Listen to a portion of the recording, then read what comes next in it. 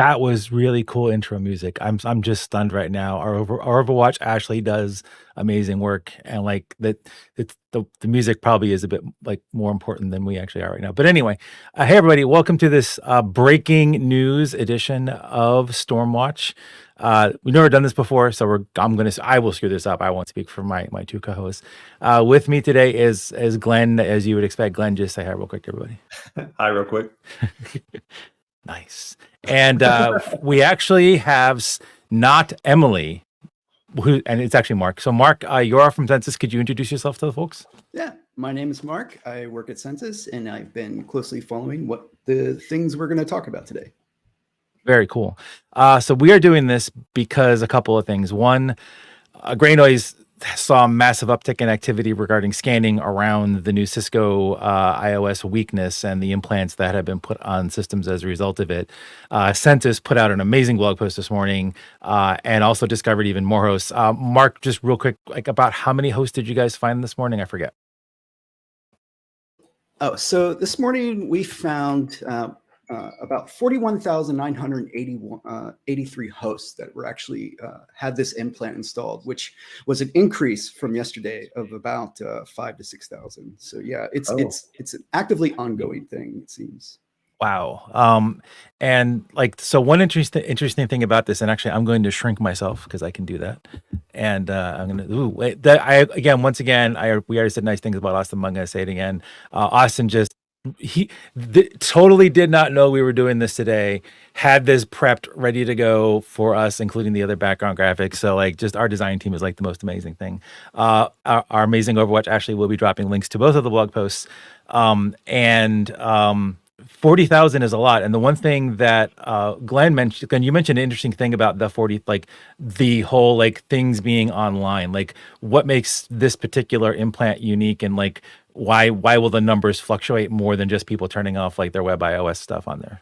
Yeah, so the implant doesn't persist through reboot or maintenance or kind of that mode change. So what'll be interesting to see is like when Mark points out an increase in devices that appear to have the implant, that's implying that obviously like exploitation is getting broader, but that also doesn't account for any device that has been previously compromised and rebooted, because the implants will be gone. However, what can persist is if the actions that have been taken post implant pre reboot, basically.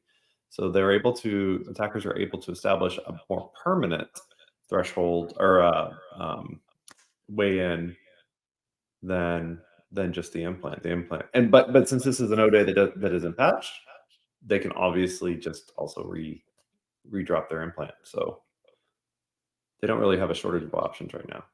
Yeah, that's true. So like this has been a really like whirlwind week for this one, Mark. Like how long did it take you folks to develop the scan profile for this? Actually, we Talos on their blog, they actually posted a way to actually confirm it. So if the web server has been restarted, so in order for us to actually see if the implant's installed, the web server has to be restarted, because essentially they modify the Nginx configuration, which has a set of Lua code. And in order for those changes to take place, the server has to be restarted. And how they're restarted, either they're doing it manually, is unknown at this time. So we just basically took what Talos had and then just grabbed data from our data set showing anything that looked like a Cisco XE, and then basically like manually scanned from our host to see if the implant was installed. So yeah. Oh wow! So you actually did a targeted scan of just the things you had previously identified as being like Cisco iOS devices with the web UI presented. Correct. Yeah, and this. Oh, that's cool. Hold on, that's clever. By the way, that's awesome, and that's super clever. As someone who used to do scanning for a living, like I know you saved yourself a whole lot of time, but that was brilliant. I have to act that you guys were brilliant. That was awesome. Well, also we have to be careful, like at Census, because we don't want it to make it look like we're doing something malicious. So we don't try to like pound on things or anything like that. So we got to do it in a nice way. So that's what we did this morning. Gotcha. Actually, and I have like it's not that you don't write pretty blog posts. You guys do a great job. I did take you gave me the country data, and this is just a circle packing because geo is weird in internet stuff. So I try not to use maps or anything. I mean, we do use maps on occasion, but that's if we're trying to make a particular point. In this case, like it's spread out, like it's everywhere. It's not like every country, but like a good chunk of places have it. And like obviously the bigger impacts are where there's actually more stuff, like more internet addresses. The other thing that you did for me as well is this, because you had the addresses. I'm zooming into one thing on here. This is a crappy table. Like I just didn't like. We trying to rush everything out. And I can make it nicer. Between you and VoneCheck, so shout out to the VoneCheck folks. They also did this. I basically ran the IP addresses through our, and I'll show folks this in a second, through our analysis tool. You can just paste any old IP addresses, as many as you want, into there, even if it's in a document or whatever, it'll find them out. And I was curious about, hey, like, are any of these devices now engaging in malicious behavior of their own? And it turns out like about 128 of like the 40-ish thousand between VoneCheck's IPs and the IPs you gave me, are actually doing all sorts of things. Like they're involved in a lot of the normal Mirai-ish or other scanning behavior that we actually normally see. Weirdly though, and I wanted to get both of you folks' take on this one. Like, so like this is like the autonomous system organizations that stuff is in. Like, so Akamai, Google, like the Verizon ones I get, like Verizon does ship crappy Cisco routers. I as someone who used to work for Verizon, as someone who also deals with Comcast, like they ship out crappy there aren't really good Cisco routers, but like they ship even crappier than normal Cisco routers out to places. What is your take on like this list of like, why is Akamai in there and why is Google in there? Well, Akamai, you often see if for some reason the router is put behind a CDN. So you'll see them as like the ingress for those networks. Like Google API and services, have no idea. That's a weird thing. It's highly unlikely that it's going to be actually Google. Right. For the Verizon business, as you explained, Uninet, the same thing. That's one of the things I kind of pointed out was that a lot of the autonomous systems that these hosts are falling under are usually for like either residential or business type telecommunications companies. You know, like saw a lot in AT&T, the autonomous system AT&T, which, you know, if you go that kind of stuff, those are all like, you know, Verizon business and things like that. So like, yeah, from what I was seeing, a lot of it is like small businesses, people that are just getting like devices from their ISP and then setting them up. Yeah, I was going to say, I think it's, you know, the vuln itself is more SMB or SB focused, small business focused, or the appliance itself, the device itself. So therefore, it doesn't seem too surprising to see the ASNs reflect that, which is kind of what Mark was just saying. Gotcha. Yeah. What's weird is too, like it's an actual, like there's like tiny bits here and there across a bunch of different, this is the normal kind of distribution we see for things like this. So I wasn't really surprised by that thing.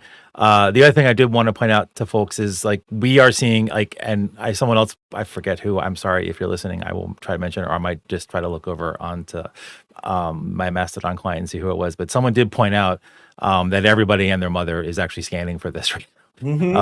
Most of these are unknown, so it's a bunch of people just fired up a bunch of random stuff and random like crap providers like DigitalOcean, and have this stuff out there. There's a handful of benign, like Census falls into the benign category, but for the most part, like this is just a bunch of people jumping on this opportunistically to go do whatever. Like I don't know, like Census is great because you have like NASM.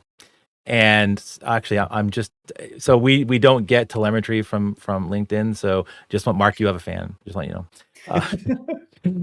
And so, like, but you like, sorry, like, where was this? I actually just distracted myself with that whole thing. I would, why, darn it, I totally lost I should not have done that. I lost my train of thought with that one. Well, anyway, so everyone, like so many folks are scanning, and like typically. For our data, we have identified a lot of the known scanners, the research scanners, the census of the world, or large organizations that do this normally. So those are excluded from like the graph that you would see on the screenshot. But in this case, because it was published with the advisory of how to identify it, then clearly a lot of folks and we don't know intent for these unknown people because we haven't verified their identity or their Right. organization or their purpose. But a lot of people literally just stood up, started firing for that one path, and so that's going to account for at least some of that spike that we're seeing in our data set. But we don't know. We Gotcha. don't know what the intent is. I think it turns out, Mark, it's Jen Andre that said hi to you. Hi, Jen.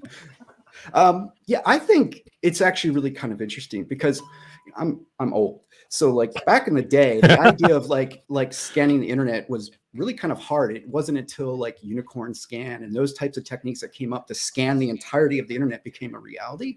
And I think it's really cool because you can get a good idea of the reality of an exposure like this. Like you have a whole bunch of different people working on their own, throwing out their numbers, and you gotta, and it really works well for me because it gives me a good idea of like, oh, did I miss something? Because Gotcha. like for example, like I think it was like Leak IX yesterday released that, or this morning sometime, they're like, oh, we're seeing like X number, and it was like way more than I saw. So it made me go back and figure out like, okay, did I miss something in my selective scans? And so I went back Gotcha. and yeah, so I think it's really cool that we feel like the whole industry feels like it's okay to scan now, which it's fine as long as you're not doing anything bad. I think that's a good thing. And I know where I was going now. Like, so one reason why I love you guys, not so scanning is fine. Like I used to scan too. Like it's legit. Like just deal with it. All you haters out there against scanners, like the benign scanners, just live with it because the bad guys aren't gonna listen to you. So like, just let us scan so we can tell you what's going on. And that's what I mean. Like you have this attack surface management platform that by doing these scans, like you're helping organizations understand what their exposure is if they don't. And I'm not even trying to sell what you do. Like this is a vital thing that is really important that people do because sometimes they won't even know that this like web UI thing might actually be enabled because that orgs are busy and they just don't understand that, even especially the smaller ones. So like you have reason to scan more so than a lot of other folks actually do.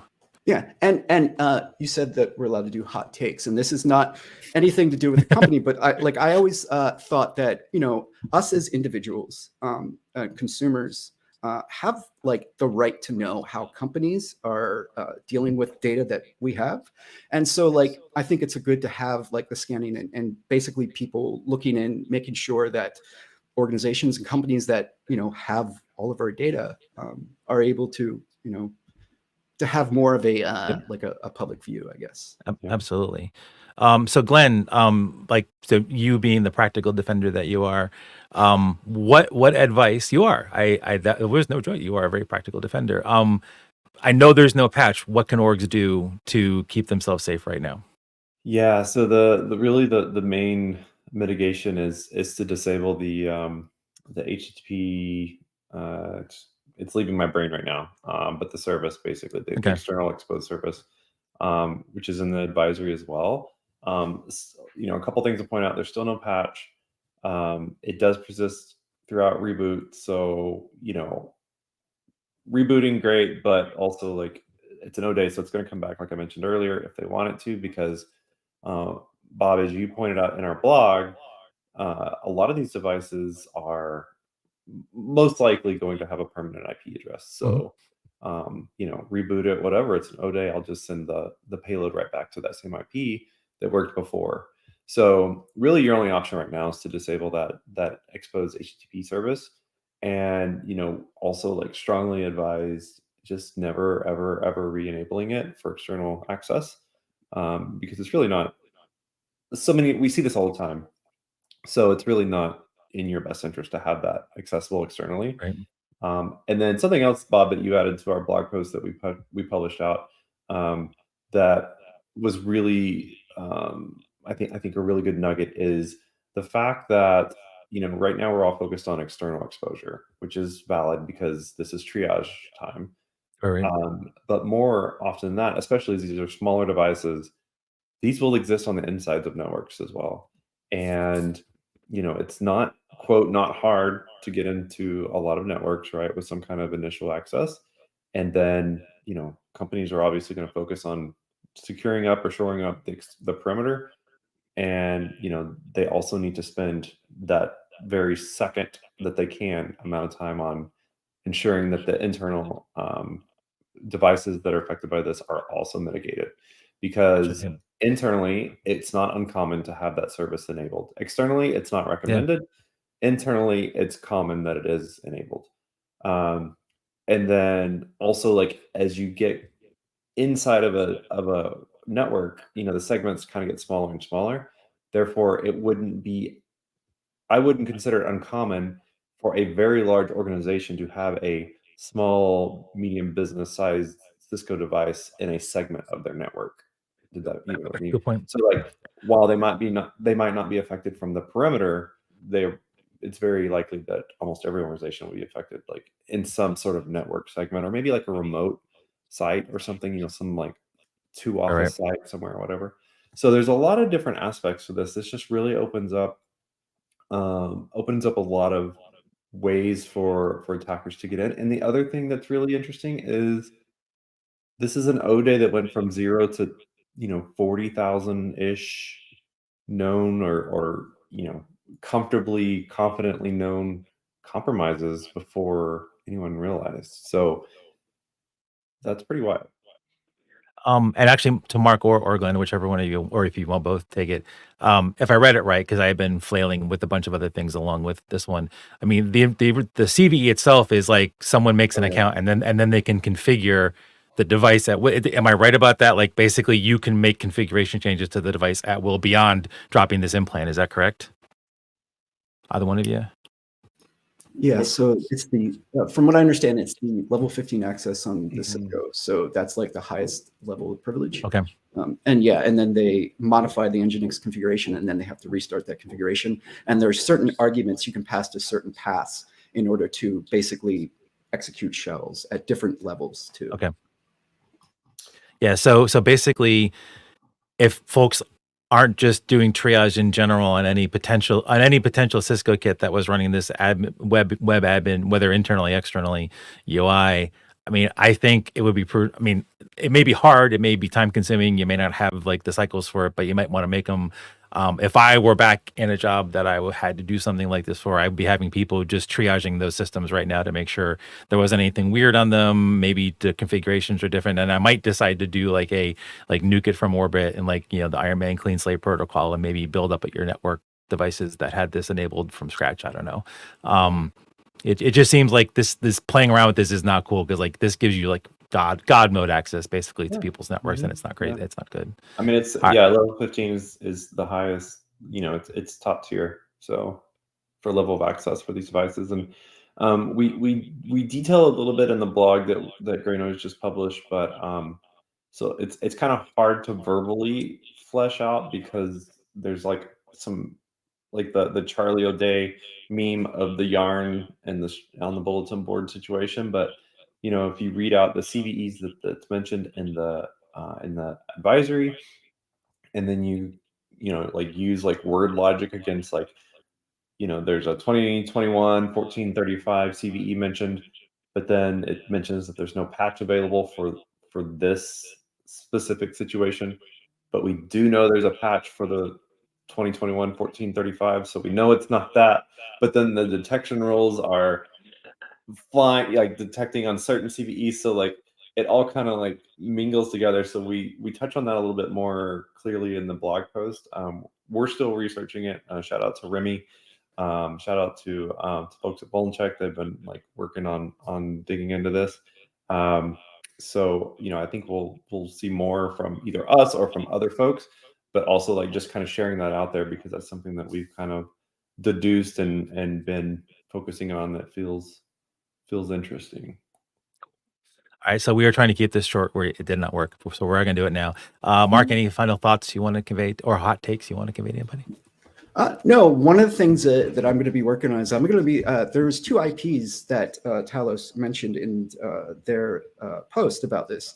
And I'm going to be going and digging through the entire history of those hosts and see if I can find anything interesting. Like one of the things that I kind of just had a cursory look at, they were running VMware EX SI a couple of weeks ago. So interesting. We'll see. Yeah. Cool. All right, so everyone keep your eyes peeled on both the sense. Like, I will not steer you to the evil Nazi site. So, but like, and they do a great job posting on Mastodon. So like, follow them on Mastodon. Also watch the blog because like I'm sure you'll post a lot of cool stuff on there if you do find more stuff out of that one. Glenn, any parting shots for folks? Just drink your water. This is a crazy 2 weeks, 3 weeks, month. Yeah. I mean, and all I will add to that is maybe pour a little water into the scotch instead of just water, and then it's That's what the ice is for. Just let it melt for a moment. There you go. Cool. All right. Well, I just want to say thank you to Ashley again, our amazing Overwatch, for getting all this set together. Mark, thank you for joining us on this one today, and thank you for the data and the amazing blog post and the work that you guys do. And hopefully, we won't have another breaking news before the next actual Stormwatch Tuesday. Be safe out there, everybody.